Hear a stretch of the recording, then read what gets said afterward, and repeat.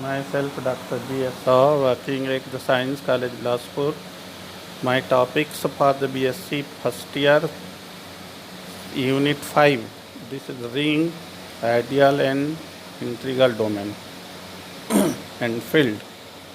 First of all, I try to just explain the definition of the ring. Ring, if R is a non-empty set, then the structure R plus into can be said to be the ring if it satisfies the following 8 properties. First, closed under the addition. Second, associative under addition. Third, existence of identity. Fourth, existence of inverse. Fifth, commutative under addition. Sixth, closed under multiplication. Seventh is the associative under multiplication. And eighth is the distributive law, that is the into over the plus and the plus over the into. Then I just take, if unity with the elements of the rings, then it is said to be the ring with unity, that can be expressed as 1 into A is equal to A. Then commutative ring is said to be the commutative if A into B is equal to B into A. Then examples. This I have given the 5 examples related on the set of integers, real numbers, polynomial numbers, and set of the rational numbers as well as the matrices. It has been given in details. It can be seen on the notes. The properties of the ring are positive and into. I have given the 4 positive, which is the especially used in the BSc levels. Rest of the property may be used in the higher levels. Therefore, I just take the 4 properties. First one is the A into 0 is equal to 0 into A is equal to 0. It can be verified very easy. Second is the A into minus B equal to minus times A into B equal to minus A times the B. It can be also verified in a simple manner. Third one is the minus A into minus B equal to AB. It is totally depending on the second properties. And fourth one is the distributive law, A into B minus C equal to AB minus AC, which is depending on the second and third properties. Then ring with 0 divisors. A ring is said to be the 0 divisors if A into B equal to the 0, whenever the A not equal to 0, B not equal to 0. And ring is said to be the 0 divisors when A and B equal to 0, if A is equal to 0 or B equal to 0. I have given the one examples, that is depending for the ring of the 0 divisors and without 0 divisors. If you are taking these 0 divisors, then take the matrices of the 4 element, 2 row and 2 columns. First row is the 1 1, second row is the 1 1. B matrix, first row is the minus 1, second row is the 1 1. Then it can be seen AB equal to 0, A not equal to 0, B not equal to 0. Lastly of this page, that is the cancellation law, AB is equal to AC.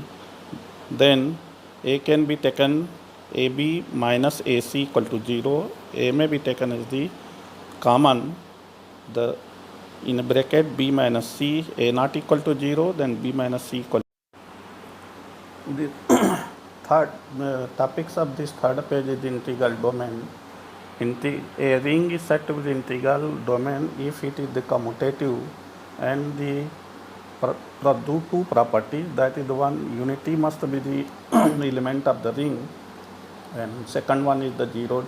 It includes the 0 divisors of the rings. That on the explanation of this integral domains, I have taken the example of the Z. This Z, it means set of integers, that is the integral domains. Then come to the point of the field. A ring is said to be the field if it is the commutative and no 0 divisors, as well as if there exist the inverse elements on the ring, then ring is called a field. For the satisfaction of these definitions, a rational number is taken as the examples which satisfy the entire properties of the ring as well as the properties of the fields, which is the two more on the rings. Then one theorem related to the field and integral domain. Every field is an integral domain. It can be explained on the basis of the elements. Suppose A and B are the two elements, which is the elements of the F. Then by the definition of the fields, any of the elements belongs to the fields, then there exists its inverse.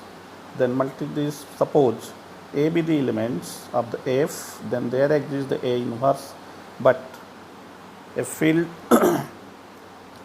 without no zero divisors means AB is equal to 0, A inverse into AB equal to 0, A into A inverse is equal to 1, 1 into B equal to 0, B equal to 0.